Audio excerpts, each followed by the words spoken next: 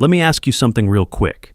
When you were a kid, maybe 7, maybe 8 years old, do you remember what money felt like in your house? Was it something people argued about quietly behind closed doors?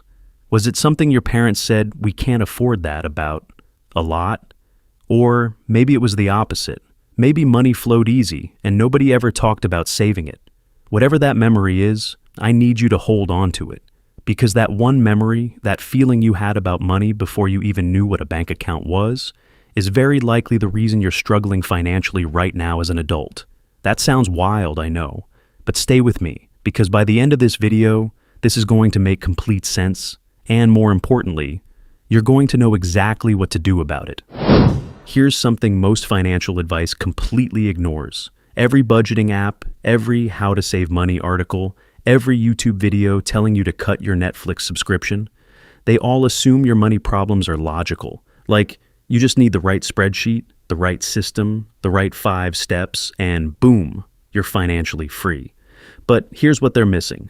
Money is emotional before it's ever logical. Think about it. You already know you should save. You already know you shouldn't spend $200 on something you don't need. You already know carrying credit card debt at 24% interest is a terrible idea. You know all of this, and yet you do it anyway. Why? Because somewhere deep in your brain, there's a money blueprint that was built when you were a child, and that blueprint runs on autopilot. It's not something you think about consciously. It's just how money feels to you. And those feelings, they drive every financial decision you make, even when your logical brain is screaming, "Don't do it."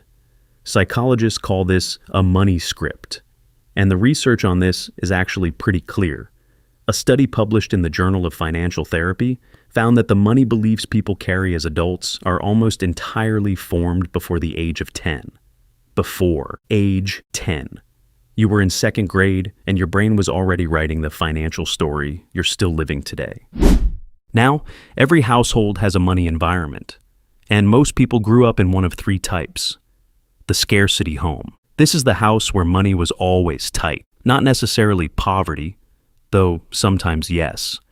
But there was always a low-level anxiety in the air around money. We don't have money for that. Do you think money grows on trees? Turn off the lights, we're not made of money.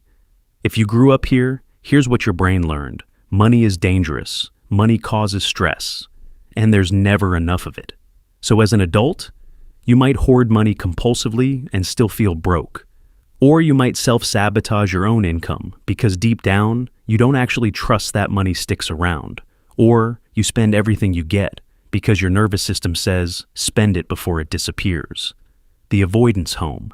This is the house where nobody talked about money. It was like this weird taboo subject. You didn't know what your parents made. You didn't know how the bills got paid.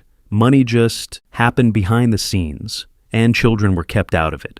If you grew up here, here's what your brain learned.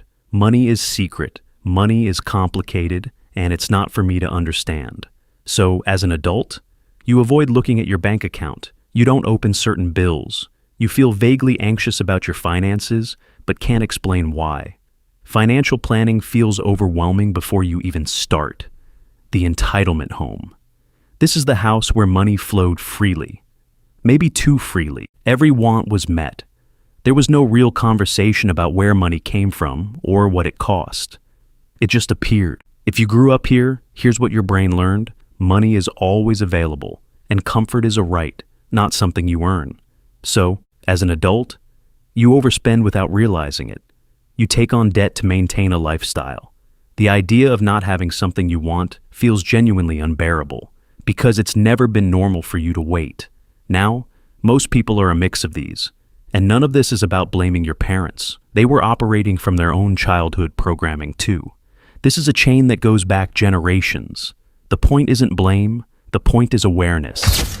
Let's get into what's actually happening in your brain, because this is important.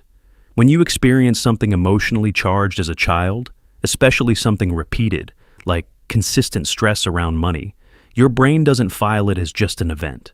It files it as a rule about life. This is how the brain works. It's efficient. It takes patterns and turns them into automatic responses, so you don't have to think hard about every new situation. It's genuinely trying to protect you. But here's the problem. The rules your 7-year-old brain wrote were written by a 7-year-old who had zero context for how the world actually works. A 7-year-old who saw their parents fight about the electric bill and concluded, "Money destroys relationships. I don't want money to be important to me."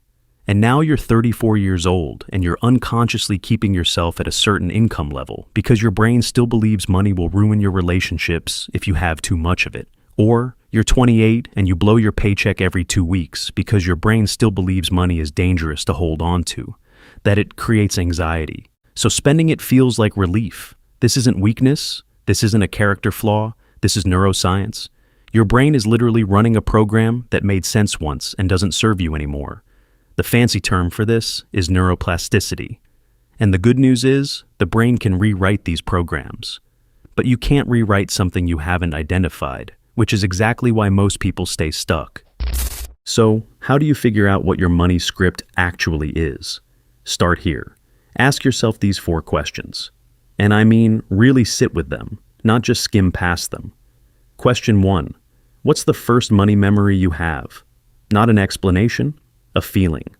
Was it fear, excitement, shame, confusion? Question 2. What did the adults around you say about money when you were young? Write down the actual phrases. Money is the root of all evil. Rich people are greedy. We're not the kind of people who have money. You have to work hard for every dollar. These become your beliefs. Question 3. What does money feel like right now, in your body, when you think about it? Does your chest tighten? Does it feel exciting? Does it feel shameful? Your physical reaction is data. Question 4. Look at your actual financial patterns. Not your intentions, your patterns. Do you spend impulsively? Do you avoid your accounts? Do you undercharge for your work? Do you give money away the second you get it? Patterns don't lie. They point directly back to the script. When you start connecting those childhood feelings to your current adult behaviors, things start clicking in a way that no budgeting tip has ever made click. Okay, so now you know what your script is. What do you actually do about it? Here's the honest answer. This isn't an overnight fix. Anyone who tells you to just change your mindset and everything magically transforms is selling you something shallow. Real reprogramming takes time and intentional practice. But here's where you start. Step 1. Name it out loud. When you catch yourself making a financial decision that doesn't make sense, name the script behind it. Say it literally. This feels like the scarcity script from my childhood. Just naming it creates distance between you and the behavior. It stops being, "This is who I am," and starts being, "This is a pattern I learned." Step 2. Replace the narrative. Your old script is just a story, and you can write a new one. But it has to be specific and believable, not generic affirmation garbage. Don't just say, "I am wealthy and abundant." That won't work if your nervous system doesn't believe it. Instead, try, "I am someone who is learning to manage money well. I am building evidence that I can be trusted with money." Small, specific, believable. Step 3. Build micro-evidence. The fastest way to rewire a money belief is to prove it wrong through action. Save $20 and don't touch it for 30 days. You just prove to your brain that money can stay. Charge your worth for something you would have undercharged for. You just prove to your brain that asking for money doesn't destroy relationships. Little actions stacked over time rewrite the script from the inside out. Step 4. Get the subconscious involved. This is where things like therapy, journaling, and somatic work actually matter. Because the original wound is emotional and physical, not just intellectual. You can't think your way out of a feeling. You have to work with your nervous system directly. Even just 10 minutes of journaling about your childhood money memories once a week can start moving things that years of budgeting never touched. Here's the bottom line. You were handed a money story before you were old enough to choose it. And that story has been running your finances ever since, quietly, invisibly, in the background, while you blamed yourself for not being disciplined enough or smart enough with money. You are not broken. You are programmed. And programs can be updated. The work starts with that first memory, that feeling.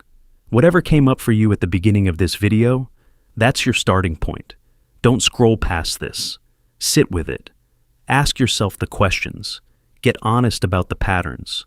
Because the most powerful thing you can do for your financial future isn't finding the right investment or the perfect budget system. It's figuring out what a 7-year-old version of you decided about money, and deciding, finally, as an adult, that you get to believe something different now.